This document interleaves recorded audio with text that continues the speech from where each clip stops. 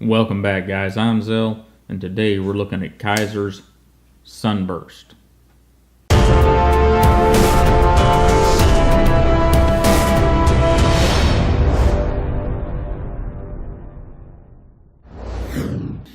So here she is, guys, our Kizer Sunburst T6 model Ki4419A1. And they got some model numbers like Spyderco on these. Whew. And what we have is a closed length of 4 3/4 inches, just under that, and a very nice design. On this side of the knife, we have our aluminum scale with 3 very nice screws. And I say very nice because these Torx screws have enough depth cut in them for the Torx bit that you're very unlikely to strip them. Something I'd like to see other knife companies follow. And we do have a semi-decorative pivot. Now, before you go, oh my god, decorative pivot and it doesn't have a Torx screw in the middle of it, you can use an Allen wrench in this. It's not perfect, but it does work really, really well. It works better than trying to get a flat screwdriver across it. I don't remember what size Allen wrench it was, but the Allen wrench does fit with no problems. You can loosen and tighten the pivot. So we roll around the back side, we have a full pillar construction and completely flow through. And very nice. Very nicely cut pillars. It's just a theme we're going to see throughout the knife. Everything is very nicely done. The other side of our pivot looks very nice. And our pocket clip. Now it's tip up right hand only, and that is kind of an issue. They really could have drilled the other side, so we could have had left hand. But because they have a small little plate there, or a small little flat area for the pocket clip to ride on, I'm sure that's why it's not ambidextrous. So sorry for the true lefties out there, just not happening.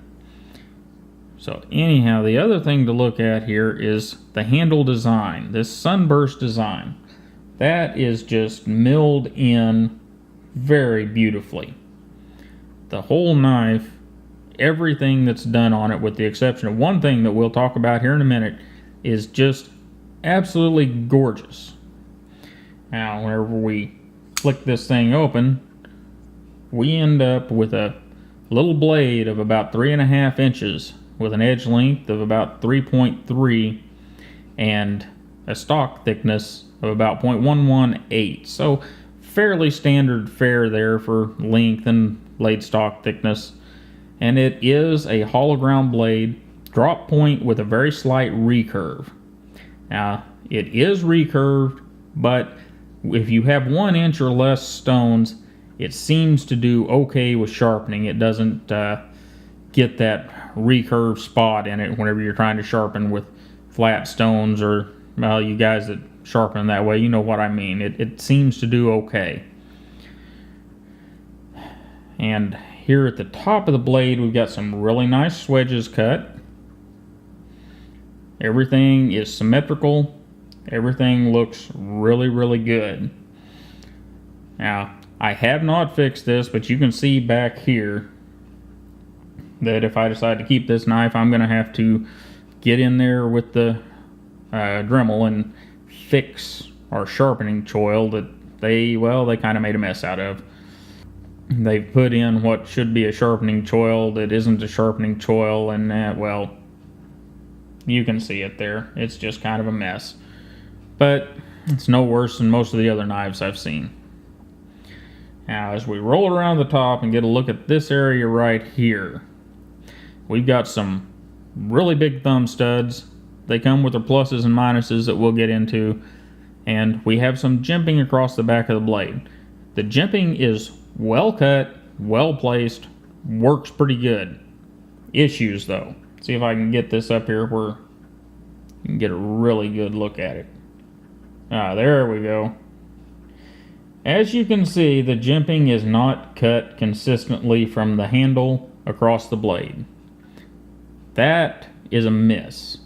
As nice as, and normally we wouldn't fuss a whole lot about something that simple, but as nicely done as this knife is, that's a miss. Kizer should have caught that. Kizer should have done a better job there. Here we're going to get into action. This is one of the smoothest knives I own. Especially, well, it's definitely one of the smoothest knives I own that's on bushings and has just thumb studs.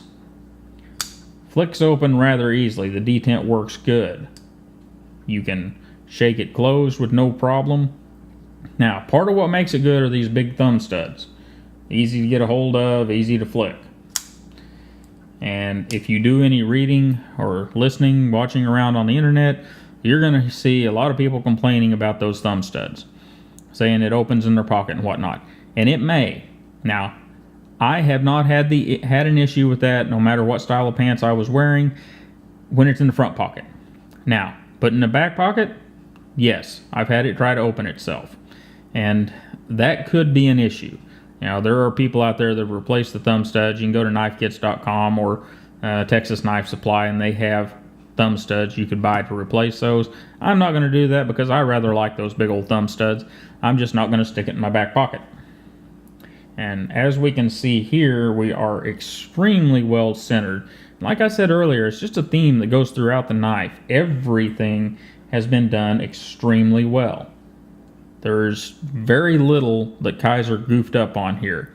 You know, we're doing a lot of picking on it by picking on our sharpening choil, and we are going to pick on this pocket clip a little bit.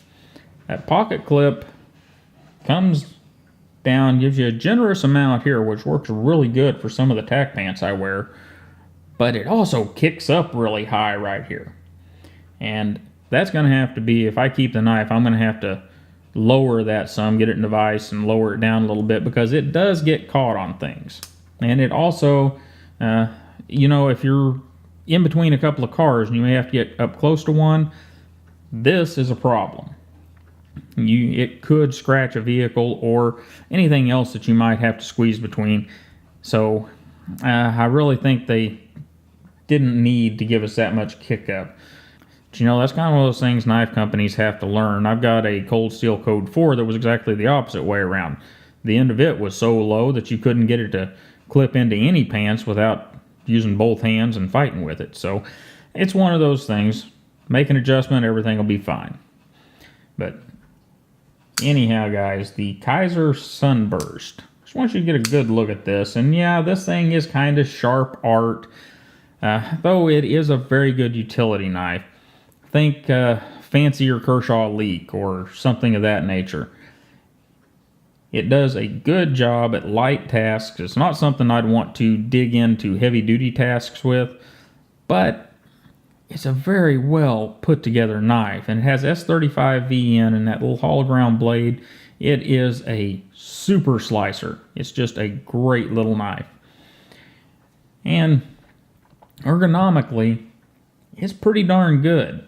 You know, it's got that handle that's just kind of funny shaped, really, but it works really good. Your thumb lays right on the jimping. Your finger rolls right into that choil. You have a little bit of knife sticking out on my hands. I wear that somewhere between medium and large glove, depending on the brand, and just works really good.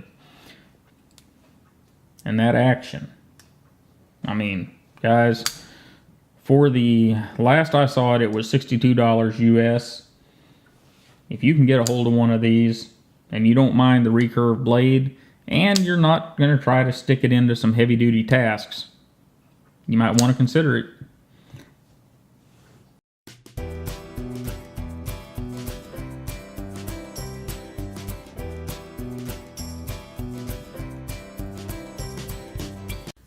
Well, what do you guys think of Kizer's Sunburst? In my opinion, it's a darn nice little knife. The action on it is really unbelievable. It is really, really nice. And it's got wonderful blade steel. You know, I wish it wasn't a recurve, but it's a slight recurve, and it's not much of a pain to sharpen, so we can live with that. But overall, Kizer is putting out a super excellent product at this price point. I don't think you're going to miss with this one, as long as you're aware of what you've got. This is kind of a Kershaw leak in nicer clothing and better blade steel, without the assist, of course. But kind of fits that same profile, and it gives us a drop point so that maybe we won't break the tips off the blades near as often. Anyhow, guys, I really appreciate you stopping by. Don't forget to like, share, and subscribe. And you have a wonderful day, and I'll catch you next time.